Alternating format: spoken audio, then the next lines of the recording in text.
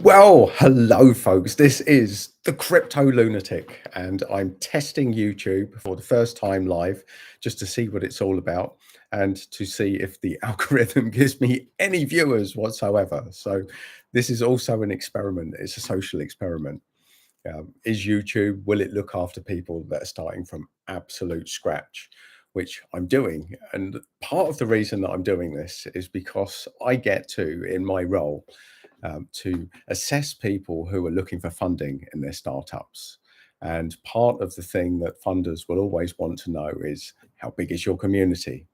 And that often overwhelms people that haven't even thought about this. Or worse still, they think once we get the money, then we'll build the community. So, this is an experiment for me to relay my personal experience over what it's like to start from absolute scratch and see what happens. So that's purely it, folks. That's what this is about. So um, I know that I'm talking to myself right now, but that's not the first time, folks. I am that lunatic, and I talk to myself all the time in my head. I'm having these little conversations, and one of them is using YouTube and going live. So transparently with YouTube, my fear here is that being a little bit controversial or out there, they could clip the account at any given time, and that would be my whole audience could go overnight. And that's a risk that anybody that is building up an audience has in the world today. So this is purely an experience just to find out how it works, why it works, and to see what lunatics get attracted to these videos. So that's what this is going to be, folks. So if you're watching this video, probably not live, in fact, definitely not live, judging by my viewing stats right now, then do me a favor. If you're curious and you want a quirky slant on crypto, and subscribe to the channel. Now, why should you subscribe? Because I watch all sorts of YouTube videos and they tell you, subscribe to my channel, it helps the algorithm. Well, no doubt it does. But what they don't give is the reason why they should follow a channel. So let me tell you that back in 2021, during a lockdown, I had nothing better to do but learn about crypto, and I went to YouTube. And I found all sorts of rubbish advice, people shilling coins, unethical practices. I lost a ton of money by following experts in the area. And there's a lot of experts, folks. So I'm here to prove that anyone can be an expert in crypto, especially during a bull run. Because it doesn't matter what you pick, the odds are it's going to go up. And if you pick a big enough portfolio, you'll get enough good projects during a bull run to say, look, I helped create these insane gains. And here's my chart of how much you could have made if you'd entered at the time that I said, and you exited at the peak. But do they tell you to exit the peak? No, they're probably busy shilling coins that are still pumping, that they're making money out that they can dump on the retail spender or purchaser, which is what happened to me. So don't be that lunatic that I was. Um, be a little bit more cautious when you're going into crypto. So what do I do? I mean, most of my life is around events. So I go to events, and the most recent type of events that I got involved in were crypto, blockchain, and NFTs. So I went to numerous of these events and watched experts in the space only to find out they were talking absolute nonsense. Well, it was to me because I didn't have the lingo. I didn't understand all of these crypto terms, the crypto babble, as I call it, that people put out there. So I used to sit in the audience disengaged. And not only that, but as someone that works in events, I'm always interested in the audience engagement. So I'll be that person in the crowd, looking at the crowd, seeing if they're all checking their mobile phones or not. Because if they are, it tells me that there's not a lot of engagement at the event, and maybe they'll need to review their format in the future. It's alarming, folks, how many people don't really care about that. It's just about getting people in the audience, getting people on the panel that look good on paper, that aren't necessarily good live in a chat. And I've seen some awful panels, some people that should never be on panels. They're certainly not promoting what they do, and they're certainly not promoting their company very well. So I'm about energy at events.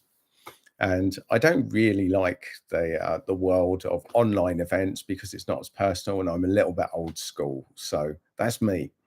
So this is a trial, it's a test.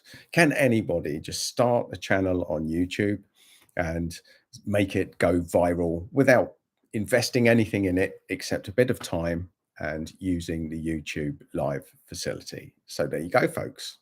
That is what this is all about.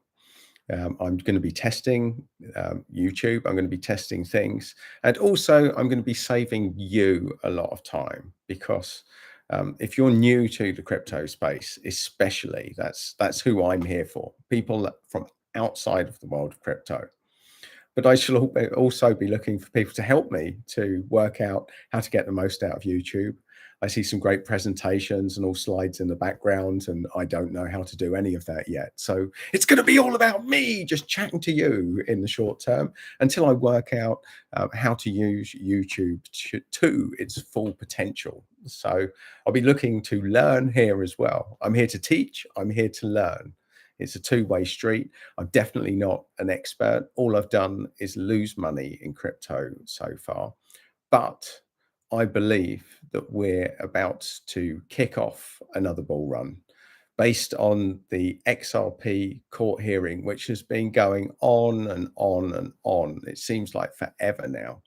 It seems like for people of my generation, the O.J. Simpson trial, it just goes on and on and on and on, and you never really know what's happening. But they have come to a conclusion now, and because XRP is one of the big cryptos, it's a landmark. It's a landmark hearing that is going to pave the way for other cryptos now to come into the space and not be under the scrutiny of especially the US regulators. Now, when people from outside of the world of crypto ask me, what is crypto? I like to start with the big picture. Why are people in crypto interested in crypto? Well, the banking system, the social media system has become very, very centralized. And not only that, that people from the financial sector will realize that government spending and money printing now has now hit an unsustainable level. And there's people talking about a great reset, which is definitely coming, folks, because I believe somewhere in the region that we now owe globally 5 times more interest on debt of money that doesn't exist than we actually earn through gross domestic product. So if this was a business, if the world economy was a business, you would have bankrupted it a long time ago, folks. But welcome to people that print the money, governments that are only invested in like short terms. They're there for 4 years. They can print as much money as they want to solve solutions to often to problems that they cause. And now we're looking at central bank digital currencies coming in, which potentially could be like a spy coin. The government with central bank digital currencies, depending on how they're programmed, but certainly from the rollout, it appears that they could be used to track everything that you're spending, which some people will be more threatened by than others by that. But here's the kicker, folks. If you say the wrong thing on social media, they have the power to restrict your access to your own money. And this is what people in the cryptocurrency movement are all about, and that's decentralization. That's having a decentralized cryptocurrency, a bit like Bitcoin, that isn't under the control of anyone, where somebody can't step in, a government can't step in and say, right, we don't like what you're saying, we're going to stop your supply of money. So there's growing movement into Bitcoin. It's a finite supply. So there can be no extra printing of Bitcoin. It has a finite supply. So the odds are that from a digital currency perspective, it will only go up in value. And not only that, fiat currency, which is pounds, sterling, dollars, for those outside of the space, fiat currency is traditional cash.